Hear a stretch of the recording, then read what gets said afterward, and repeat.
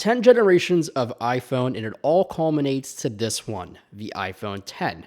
What's going on, everyone? Marco here, and yes, I'm back, but that's not important. What's important is my experience living with the iPhone 10, so let's jump right into it. The iPhone 10 almost feels unreal. Early reports of its design almost seemed un-Apple. How could they have this weird notch? But as 2017 kept steaming ahead and more phones pushed the boundaries of screen-to-body ratios, and the Essential phone, which came out with a notch, albeit a tiny one, but a notch nonetheless. So now we are left with an iPhone that's main purpose is to define smartphones for the next decade.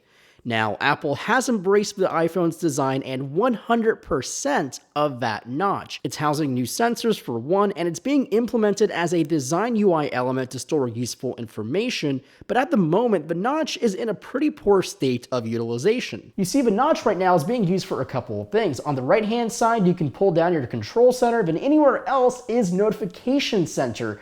And that is all the two functionalities that the notch right now gives you. And then inside the UI, in terms of functionality, it really gives you a couple of, I don't know how functional these are, but they're nice things to have, but I just don't want them right there all the time. You have your time, which is kind of important. You have your GPS indicator, and then on the right hand of the notch, you have your signal status, which honestly, I really don't want that. Your Wi-Fi status, if you're connected, or LTE, depending on what you're doing, and then your battery bar without a percentage. If you want to get your battery percentage, you have to swipe down on your control center. That is all you have, and that doesn't really change inside the applications either. Applications that actually utilize the notch basically put the same information and doesn't display any content. The only way you can use the full display and see everything on this panel from edge to edge is in Photos or when you're watching a video. Safari doesn't use it. Any application that I have used so far that does utilize the full display of the iPhone 10 puts that useless information in the notch and nothing else. It's really stupid. I really want to use, like, for example, full screen Safari. I want my content to fill the entire display and not have this pesky information right here all the time.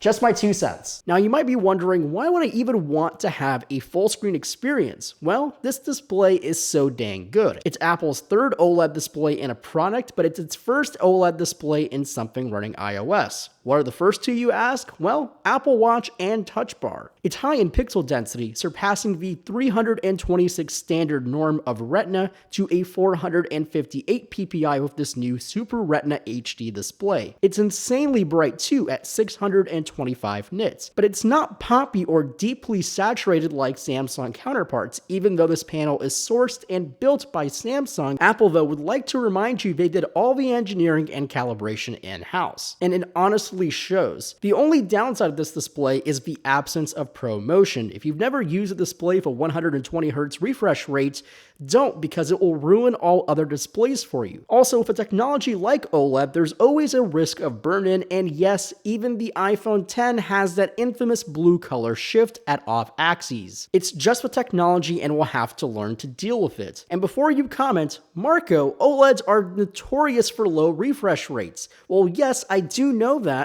OLED panels do normally top out at 60 Hz, that's why you don't see OLED gaming panels, but it doesn't mean Apple shouldn't pursue it. Throw enough money in engineering at a problem, and 9 times out of 10, it will get solved. Not that the iPhone 10 needed to cost anymore, but just because it would be a very cool feat to have an OLED panel with 120 Hz refresh rate. Now, speaking of price, the iPhone 10 starts at $999. And unless you live in a state with no sales tax, that is a $1,000 plus device. Is that even justifiable? Well, yeah, actually, think about it. You use your phone hundreds of times a day, and in terms of usage, it is the most used device you probably own.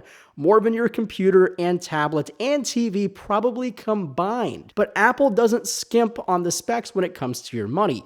It's packed with the A11 Bionic chip with a neural engine, which is marketing talk for a really fast 6-core processor with some killer graphics performance. The iPhone 10 seems like it could outperform an iPad Pro just announced a mere 6 months ago. It could probably outperform some MacBooks as well, but I don't want to dive into the specs of the iPhone. I strictly want to talk about my experience. So when it comes to performance, this has been the slickest iPhone to date. Seriously, I'm even including Face ID in that. If you say iPhone 10, the two most talked about flaws is the lack of a fingerprint reader and home button and that notch. Let's go ahead and talk about the first one here, the lack of a home button and most importantly, a fingerprint reader like Touch ID 2.0. Is Face ID something that will be huge? Maybe, probably, for the next at least a few years. I think Apple is going to stick with their guns and go Face ID only on hopefully all of their product line. In terms of my experience of Face ID, it's really worked about 99.9% of the time. I've only had a couple times where it didn't work, and maybe because it had an off angle of my face. But in terms of sunglasses, it works well with polarized, non-polarized, all types of sunglasses. It works in day, at night. And yeah, you do need to have your eyes open, so you can't just go up to somebody when they're sleeping and put their phone up and get into their phone. Now, in terms of speed and access, I have had a couple friends tell me that, okay, yeah, I kind of do want to see my phone even when I'm in a meeting or something. I want to pull my phone out and see what I have a notification. And I totally get that. You can't go incognito in terms of the meeting. You can't just like look at your phone and be discreet about it. But in terms of normal everyday life, I've never really had an issue with the speed of unlocking my phone. By the time I take my phone out of my pocket and look at it, it's already unlocked about 5 out of 5 times. Only a couple times it doesn't really get it, and sometimes it takes me to swipe up and then it will read my face. Maybe there's just a couple little bugs in iOS, but again, right now it's already unlocked. I can go ahead and swipe open, and most of the time, in the process of swiping open your phone, it's going to unlock right then and there. So again, speed, not really a huge issue in my book. But this provides us to the perfect segue into the lack of a home button on the iPhone 10 and the glorious gestures. Yes, it was weird for about half a day, but it quickly became second nature. Swipe up to go home, swipe up and hold for multitasking, or if you want a quicker method, swipe up and to the right in one subtle motion and you go right into multitasking. The placement of Control Center annoys me. It honestly should be in the bottom right corner or bottom left for left-handed folks. Please move it and allow software customization, okay? Thanks, Apple. The only thing that gets me is the new screenshot and power off commands. To take a screenshot is power and volume up button. To shut off your phone, you hold the power and either of the volume buttons. Siri is a longer press of the power button.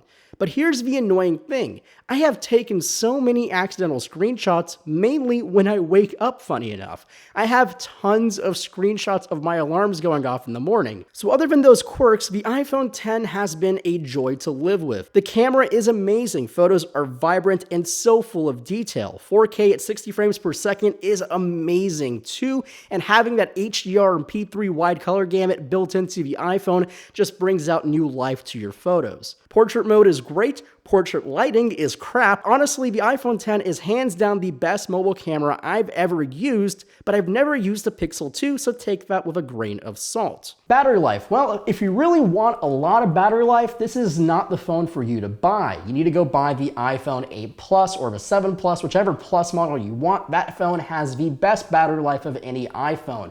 This kind of sits a little closer to the iPhone 8 than the iPhone 8 Plus in terms of battery life. I get about 5 hours of usage of screen on time, whatever you want to call it. And for me, that's pretty good. I get through my entire workday and get to go home.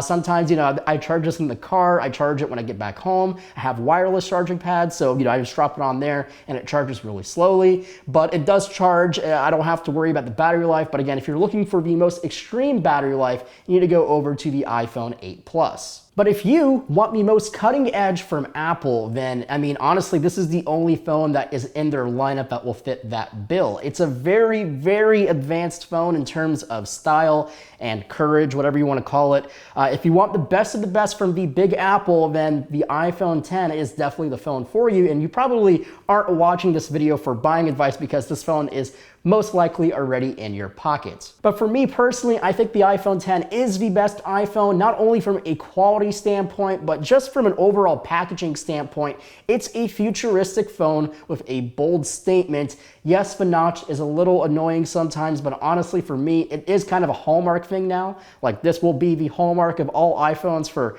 probably the next 10 years. So you're gonna have to get along with this notch for at least 9 more years after iPhone 10. And for all of you that are on the fence of buying iPhone 10 compared to iPhone 8, Bo is currently working on the full review of the iPhone 10, so make sure to stay tuned here on the Phone Dog YouTube channel. glad to be back. I hope you guys are too. And yeah, hopefully I will see you all in the next video. So go ahead and say it. And as always, my name is Marco Hanna, and I'll catch you in my next video.